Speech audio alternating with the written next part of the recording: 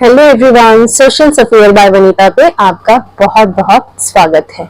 आइए आज का लेक्चर शुरू करते हैं बिना टाइम वेस्ट किए। तो आज हम बात करने जा रहे हैं about the election commission of India. ये एक ऐसी बॉडी है जो इंडिया में इलेक्शंस करवाने के लिए जानी जाती है। इंडिपेंडेंट इलेक्शंस हो, इसको ये बॉडी इंश्योर करती है। इस बॉडी को अंडर आर्टिकल 324 ये राइट दिया गया है कि ये इंडिया में फ्री एंड फेयर इलेक्शंस को कंडक्ट करवा सके। और उस टाइम ये काम किसको दिया गया था? उस टाइम ये काम दिया गया था सुकुमार सेन को। ये आपने याद रखना है कि इंडिया में पहले इलेक्शंस करवाने के लिए सबसे पहले नंबर पे इनका सबसे बड़ा योगदान है।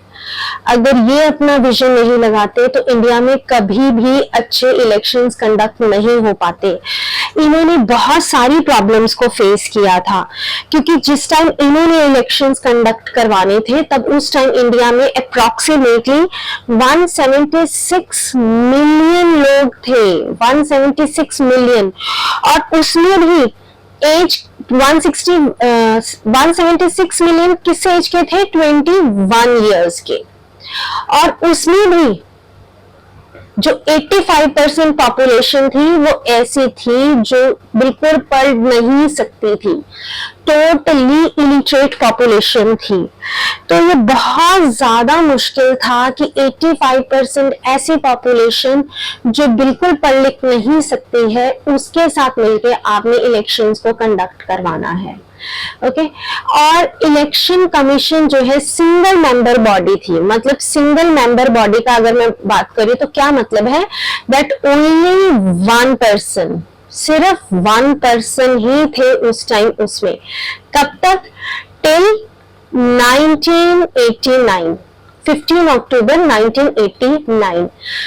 उसके बाद जाके इसको जो है चेंज किया गया।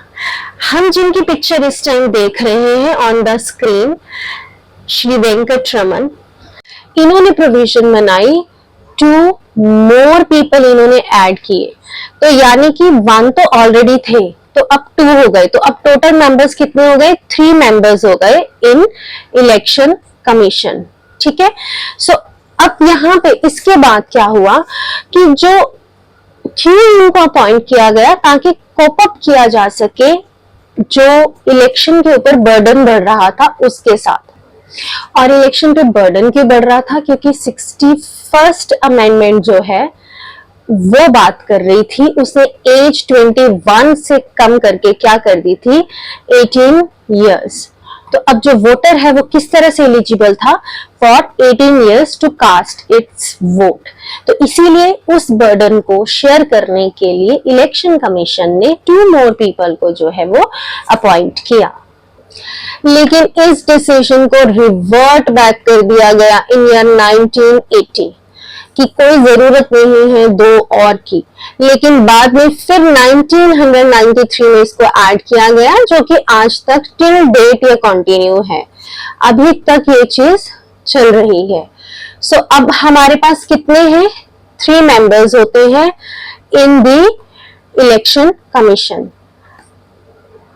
और उन मेंबर्स के आगे फर्दर डिवीजन क्या है? डिवीजन ये है कि 1 है हमारे इलेक्शन कमीशन, और इसके अलावा है हमारे 2 इलेक्शन कमिश्नर्स। और जो पहले वाले हैं वो क्या है?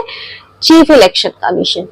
सो इनकी पावर कह दो, इनकी सैलरी कह दो, इनके अलाउंसेस कह दो, वो सब इनके सेम हैं। They all are same. और इनकी सैलरी, अलाउंस और पावर कैसे होती है? That is like a supreme court के जजेस की। तो हम अगर आज की बात में डेट में बात करते हैं तो ये अराउंड 2.50 लाख के अराउंड इनकी सैलरी होती है। तो that is for your information. तो इनकी सैलरी जो है इतनी है। और अगर इन केस किसी चीज को लेके इनमें कोई डिफरेंसेस अपीयर हो जाते हैं तो ये डिसीजन कैसे लेते हैं? On the basis of majority. तो मेजॉरिटी को ही पहला कंसर्न दिया जाता है। फर्दर ये कब तक ऑफिस को होल्ड करके रख सकते हैं? ऑफिस को ये होल्ड कर सकते हैं up to either the age of 6 years तक, ये अप टू 6 years तक, एज नहीं 6 years तक, और या फिर इनकी एज अगर 65 होती है तब तक। और इसमें क्या है, जो भी जिस पे भी ये फर्स्ट दे रीच, जो भी फर्स्ट आ जाए, चाहे 6 साल पूरे हो जाए पहले, चाहे 65 की एज हो जाए, उस टाइम इनकी रिटायरमेंट हो जाती है। आगे हम बात करते हैं कि इनको कॉन्स्टिट्यूट किया गया है, इनको इंडिपेंडेंट रखा गया है अंडर आर्टिकल 324, और इनकी इंडिपेंडेंस मेंटेन्ड रहे, इसीलिए इनको रिमूव करना भी इतना इजी नहीं है। इनको रिमूव किया जा सकता है थ्रू इम्पीचमेंट मोशन, जिसके लिए इनको 2/3 मेजॉरिटी को इनके अगेंस्ट वोट करना पड़ेगा, पर वो इतनी आसानी से होता नहीं है। क्लियर? अब हम बात करने वाले हैं about the powers and functions of election commission. इनका सबसे पहला पावर है प्रिपेयर करना इलेक्टोरल रोल को। ये इलेक्टोरल रोल को ना सिर्फ प्रिपेयर करते हैं बल्कि रिवाइज भी कर सकते हैं। तो रिमेंबर, ये इलेक्टोरल रोल को प्रिपेयर भी कर सकते हैं और रिवाइज भी कर सकते हैं। उसके बाद इनका सेकंड है नोटिफाई द डेट्स। अब नोटिफाई डेट किसके लिए नोटिफाई करनी है? फॉर इलेक्शन पर्पस, कि इलेक्शन इंडिया में किस टाइम होंगे, और इंडिया में इलेक्शंस को फिर ये शेड्यूल करते हैं कि इलेक्शंस जो हैं वो इस दिन होंगे, इतने फेजेस में होंगे, और फिर इतनी डेट से शुरू होंगे, देन इवन नॉमिनेशन कब फिल करनी है। ये सब चीजें जो है इलेक्शन कमीशन की ही पावर में आती है। एंड ETC, ये यहाँ नहीं खत्म होता, जब तक इलेक्शन खत्म नहीं होता ये चीजें चलती रहती है। फर्दर ये ग्रांट करते हैं recognition to the political parties. अब जब उनको रिकॉग्निशन देनी है तो उनको हमने क्या देना है? उनको हम दे रहे हैं सिंबल्स। तो जो इनके सिंबल्स हैं पॉलिटिकल पार्टी के, वो भी कौन रिकॉग्नाइज कर रहा है? वो रिकॉग्नाइज कर रहा है election commission. Then settle the disputes related to the grant of recognition. जैसे कि बहुत सारे केसेस हुए थे, अगर आप शिवसेना का केस देखो महाराष्ट्र में, तो वहां भी जो है यही चीज हुई थी। तो इस डिस्प्यूट को किसने सेटल किया था? फिर से EC ने। Clear? Then implement of code of conduct. जो कोड ऑफ कंडक्ट है उसका इम्प्लीमेंटेशन करने का, जिस दिन इन्होंने इलेक्शन अनाउंस कर दिए उस दिन कंट्री में इम्प्लीमेंट हो गया कोड ऑफ कंडक्ट। तो वो भी किसके पास पावर है? That power wasted with the election commission of India. आगे ये बात करते हैं कि ये रूल बनाते हैं फॉर द पब्लिसिटी। अब आप कहोगे पब्लिसिटी का क्या मतलब यहाँ पे? जैसे कि कैसी वो लोग लैंग्वेज यूज करने वाले, पब्लिसिटी किस पे करने वाले हैं? वो थ्रू टीवी, थ्रू न्यूज़पेपर। तो वो क्या करने वाले हैं उस पे यूज उस टाइम, उस चीज को भी ये लोग ही डिसाइड करते हैं। ये सब किसके उसमें आता है? Election commission. अगर ये कोई भी ऐसी लैंग्वेज यूज कर लेते हैं तो डेफिनेटली है हम किसके पास जा सकते हैं? इलेक्शन कमीशन के पास। डिस्क्वालिफिकेशन की बात करें, चाहे वो at the time of nomination हो जाए या कोई और बात हो जाए जिसके कारण डिस्क्वालीफाई करना हो किसी मेंबर को, वो भी पावर फिर से किसके पास वेस्टेड है? इलेक्शन कमीशन के पास। कैंसल पोल, अगर उनको लगता है कि कहीं पे पोल प्रॉपरली नहीं हुए हैं या कहीं पे रिगिंग हो गई है या कोई बूथ कैप्चरिंग हो गई है या कोई वायलेंस हो गई है, तो ऐसे केसेस में ये कैंसिल कर सकते हैं election of a particular place. तो वो राइट भी किसके पास जाता है? Towards the election commission. अब इलेक्शन कमीशन ऐसी बॉडी है जो सुपरवाइज कर रही है इलेक्शन को। सुपरवाइज क्यों कर रही है? For free and fair elections conduct होने के लिए। तो ये इसीलिए सुपरवाइज कर रही है ताकि फ्री एंड फेयर इलेक्शंस को कंडक्ट किया जा सके। देन इलेक्शन कमीशन जो है, इनको कौन असिस्ट कर रहा है? They are assisted by the deputy election commission. और ऑल्सो ये टेरिटोरियल जो एरियाज होता है, टेरिटोरियल एरियाज इलेक्शंस के लिए जरूरत होती है, उनको भी ये डिटरमाइन करते हैं। तो वो हम किसकी बेसिस पे करते हैं? वो हम करते हैं डिलिमिटेशन एक्ट के अंडर, जिसके बारे में मैंने अपने पिछले वीडियो में आपके साथ बात की थी। तो यानी कि कॉन्स्टिट्यूएंसीज को फिक्स करने के बारे में भी ये बात करते हैं। सो ये हमारे पावर एंड फंक्शंस हो गए इलेक्शन कमीशन के। ये मोस्टली इलेक्शन कमीशन क्या होते हैं, ये होते हैं कोई आईएएस ऑफिसर्स, और इनको टेन्योर के बेसिस पे फिक्स किया जाता है, चाहे तो 6 इयर्स जो हम पीछे कर चुके हैं, या up to the age of 65, up to the age of 65। तो इनमें से विच एवर कम्स फर्स्ट, चाहे 6 इयर्स पहले हो जाए और या चाहे 65 ईयर की हो जाए, उसके बाद इनकी रिटायरमेंट हो जाती है। तो इंश्योर किया जाता है कि एक ऐसे पर्सन को अपॉइंट किया जाए कि कंट्री में properly free and fair elections हो। नेक्स्ट टॉपिक जो हम पिकअप कर रहे हैं इसी में, that is electoral reforms. Electoral reforms बहुत इंपॉर्टेंट है, नंबर ऑफ रिफॉर्म्स हुए हैं, लेकिन हम कुछ इंपॉर्टेंट रिफॉर्म्स को ही पिक करेंगे, बिकॉज इट्स नॉट पॉसिबल कि मैं आपको सारे टिल द डेट करवा सकूं, पर कोशिश करूंगी कि जितने मैक्सिमम को हम टच कर सकें, हम उन इलेक्टोरल रिफॉर्म्स के बारे में बात करें। तो इलेक्टोरल रिफॉर्म्स की जब हम बात करते हैं तो उसमें सबसे पहले बात करते हैं वेरियस कमेटीज को फॉर्म किया गया। इलेक्टोरल रिफॉर्म्स के बारे में जब सबसे पहले जरूरत महसूस हुई वो हुई इन द ईयर 1960s। तो क्यों इस टाइम इसकी जरूरत महसूस हुई, क्योंकि जब सबसे पहले इलेक्शन हुए 1952, फिर 1957, तो उस टाइम सिर्फ एक ही पार्टी निकल के आ रही थी बार बार, और वो थी कांग्रेस। तो ये माना जाता है कि हमारा सिस्टम ही कुछ ऐसा था कि कांग्रेस के पास इतनी प्रिविलेजेस आ गई। तो इसीलिए 1960 में ये चीज फील की गई कि इंडिया में कुछ इलेक्टोरल रिफॉर्म्स लाने चाहिए। तो इंडिया ने वर्क करना शुरू किया in the year 1960 about the electoral reforms. उसके बाद इंडिया में कमेटीज का बनना शुरू हो गया, जो बहुत ज्यादा इंपॉर्टेंट आपको कमेटीज के बारे में याद रखना पड़ेगा। जैसे कि जॉइंट पार्लियामेंट्री कमेटी बनाई गई इन द ईयर 1971 से लेके 1972, और ये किसकी बात कर रही थी, they were talking about election law. ये किसकी बात कर रही थी, इलेक्शन लॉ के बारे में या इलेक्शन लॉस के बारे में। तो सबसे पहली बार वर्क शुरू करने के बाद इनको यूज किया गया, जॉइंट पार्लियामेंट्री कमेटी को। ये पहली कमेटी थी। फिर तारकुंडे कमेटी आई, वो उसके बारे में बात की गई 1974 में, क्योंकि उस टाइम यहाँ पे इमरजेंसी चल रही थी इंडिया में। तो कुछ इलेक्शंस के बारे में बात किया गया कि हमें इलेक्शंस में चाहिए कुछ ना कुछ चेंजेस चाहिए। फिर उसके बारे में बात करते हैं, हमारे गोस्वामी कमेटी आ रही है। देन गोस्वामी कमेटी हमारी आ रही है इन द ईयर 1990 में वो आते हैं। देन हम अगर बात करते हैं तो हमारी बाद में वोहरा कमेटी आ रही है, that is in the year 1993। इसके बाद लॉ कमीशन की बात की गई, एक लॉ कमीशन की भी बात की गई कि वो भी आएगा, तो वो आया था इन द ईयर 1999 में। तो इस तरह से बहुत सारी कमेटीज आई। आपके लॉ कमीशन की रिपोर्ट भी आई एक रिसेंटली, जो कि 2015 में आई थी। दैट इज इन 2015 में आपके वो रिपोर्ट आई थी, तो उसके बारे में भी बात किया गया। सो अनफॉर्चुनेटली प्रॉब्लम क्या हो गई, कमेटीज तो हमारी बहुत सारी आई, लेकिन अब कमेटी तो सिर्फ रिकमेंडेशन दे सकती है कि इस तरह से आप चेंजेस कीजिए, इस तरह से इलेक्शन को और अच्छा बेहतर किया जा सकता है, लेकिन उनके बारे में लॉज कौन बनाएगा, लेजिस्लेचर। लेकिन अगर लेजिस्लेचर उन लॉज को बना ही नहीं रहा है, तो फिर ये कमेटीज की रिकमेंडेशन या इनकी रिसर्च भी तब बिल्कुल जीरो हो जाती है।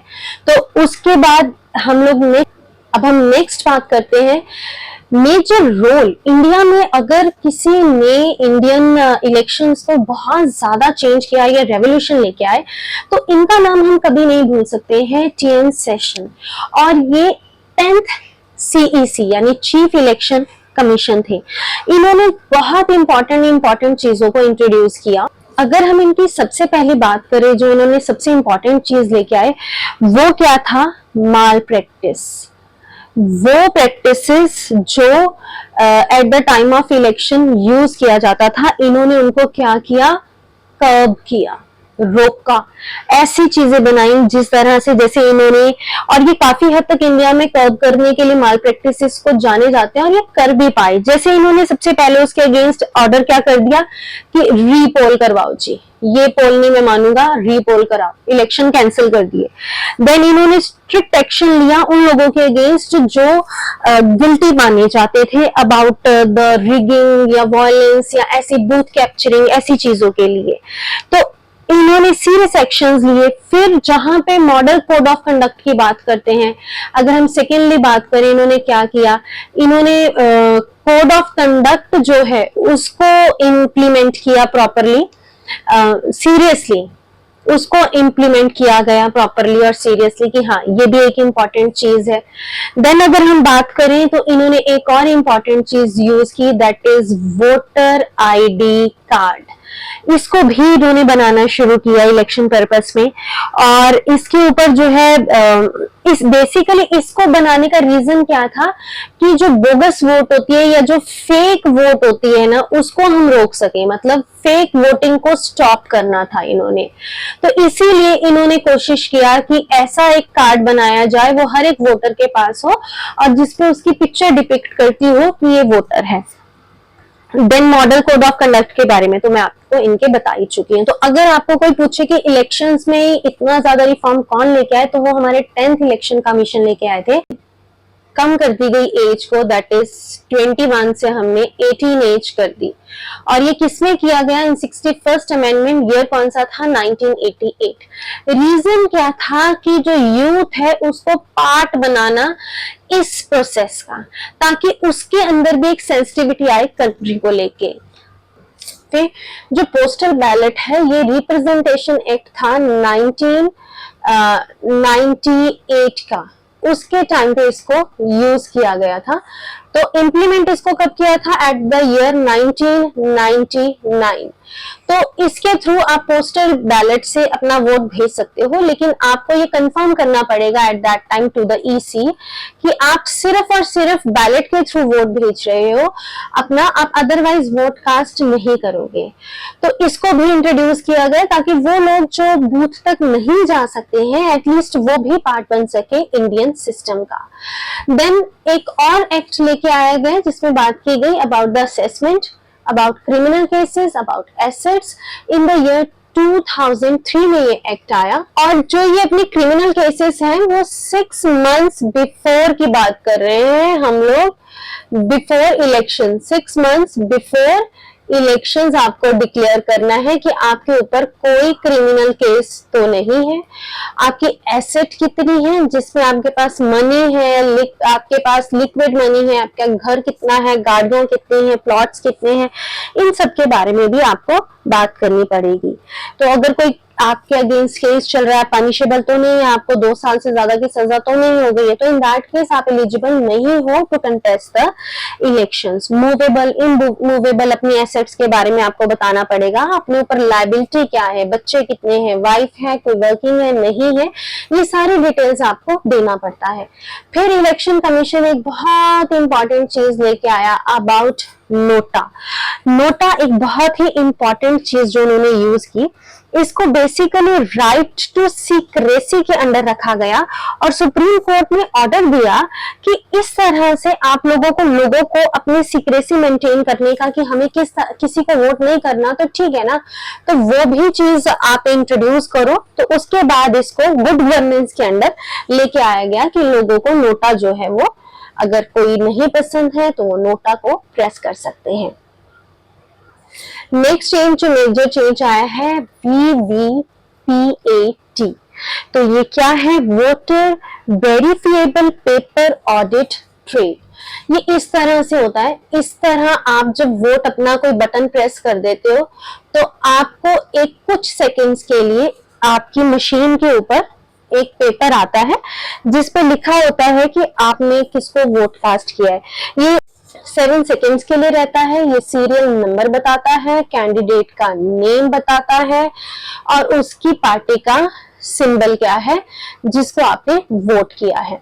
तो ये इंश्योर करने के लिए कि हाँ जी बिल्कुल फ्रीली आप अपनी वोट को कास्ट कर रहे हो, कोई भी इसमें ऐसा सिस्टम नहीं है कि उल्टा सीधा वोट कास्ट हो गया हुआ है।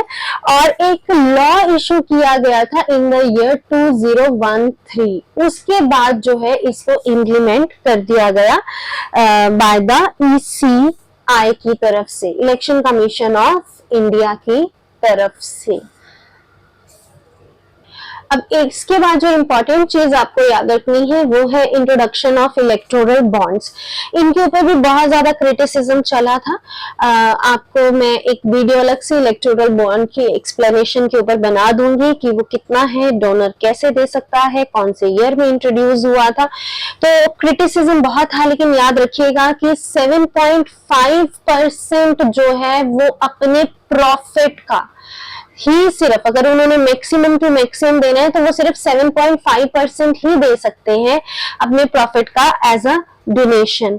तो इसके ऊपर आपका नाम लिखा होगा। ये बॉन्ड्स जो है ये जैसे 1000 से शुरू हो जाते हैं, सो ऑन। आप 1000 का दे सकते हो, 10,000 का दे सकते हो, देन आप 1 लाख तक जा सकते हो और सो ऑन। और हाँ, आप इसको कैश तो बिल्कुल नहीं दे सकते, कैश नहीं दे सकते। ये या तो चेक के थ्रू जाएगा या आप कोई भी ऑनलाइन मोड जो है यूज करेंगे टू पे द डोनेशंस। फर्दर बात करें तो इलेक्शन लॉ अमेंडमेंट एक्ट आया था 2021 में। इससे किसको चेंज किया था, इसको अमेंड किया था, दैट इज 1950 का जो रिप्रेजेंटेशन एक्ट है 1950 एंड 1951, इसका जो रिप्रेजेंटेशन एक्ट है उसको इन्होंने काफी हद तक अमेंड कर दिया था उस टाइम। और इसमें सबसे इंपॉर्टेंट चीज जो इंट्रोड्यूस हुई थी वो करना था लिंकिंग ऑफ आधार कार्ड, ताकि जो वोटर रजिस्ट्रेशन ऑफिसर है उसको अगर कोई भी इंक्वायरी करनी है about the Aadhaar card holder तो वो आराम से हो सके और पता लग सके कि वो ऑलरेडी इनरोल्ड है, एक बंदे की 2-2 3-3 वोट्स ना बन सके। तो इसीलिए आधार कार्ड के साथ इसको लिंक कर दिया गया। देन आपका नेक्स्ट वन इज स्पेसिफाई किया गया। देखो जब सबसे पहले क्या होता था कि जब इलेक्टोरल रोल आपका जब आता था तो वो कौन सी डेट को आता था, दैट इज ओनली ऑन 1 जनवरी। सिर्फ 1 जनवरी को आप अपने अगर न्यू वोटर बन गए हो, कोई चेंजेस करानी है, आपको इनरोल करना है, तो आप कब तक की आपको वेट करनी पड़ती थी, अबाउट 1 जनवरी। लेकिन अब इसके बाद 21 एक्ट के बाद चेंजेस किया गया और डेट्स को इंट्रोड्यूस किया गया। ये सिर्फ 1 जनवरी तक नहीं रहा, 1 अप्रैल भी आ गया इसमें। देन उसके बाद 1 अक्टूबर, और ये अप्रैल नहीं है, इसको आई एम सॉरी, ये थोड़ा गड़बड़ है यहाँ पे, ये 1 जुलाई है। 1 जुलाई को भी आप अपना इलेक्टोरल रोल जो है वो रिवाइज करवा सकते हैं। इसमें एक और चीज बड़ी इंपॉर्टेंट चेंज की गई, आगे आपके लिखा होता था वाइफ, तो उसमें क्या था, ये मानते थे कि जेंडर इनइक्वालिटी है, तो वाइफ वर्ड को रिप्लेस कर दिया गया और उसकी जगह वर्ड यूज किया गया स्पाउस। तो अब क्या है स्पाउस, अब वर्ड चेंज करके क्या कर दिया गया स्पाउस, ताकि एक जेंडर इक्वालिटी लाने के लिए। क्यों किया गया, फॉर इक्वालिटी। इन रिफॉर्म्स के बाद हम लोग बात कर सकते हैं about EVMs as well, EVM की बात कर सकते हैं हम लोग। तो ये था हमारा आज का लेक्चर, जिसमें मैंने अपनी पूरी कोशिश की कि मैं आपको जितने ज्यादा से ज्यादा इलेक्शन लॉज के बारे में बता सकूं या अमेंडमेंट्स के बारे में बता सकूं मैं बताऊं। उम्मीद करती हूँ आज का लेक्चर आपको बहुत अच्छा लगा होगा और आपके लिए इंफॉर्मेटिव भी रहा होगा और शायद आज ज्यादा इंटरेक्टिव भी रहा होगा। ऐसे ही और इंफॉर्मेटिव लेक्चर्स देखने के लिए सोशल सफेयर बाय वनीता को लाइक, शेयर और सब्सक्राइब जरूर कीजिए। अगला लेक्चर जो मेरा आएगा वो मैं आपसे अनाउंसमेंट करना चाहती हूँ कि अब वो क्लास 10th का नेशनलिज्म इन यूरोप का आएगा। तो स्टे ट्यून, जुड़े रहिए ताकि एजुकेशन कंटिन्यू रहे और मुझे भी इंकरेजमेंट मिलती रहे कि मैं डिफरेंट स्फीयर्स को टच करके, क्लासेस को टच करके आपके लिए लेक्चर्स लेके आ सकूँ। टिल देन एजुकेशन कंटिन्यू रखिए और अपना बहुत ध्यान रखिए। Thank you so much.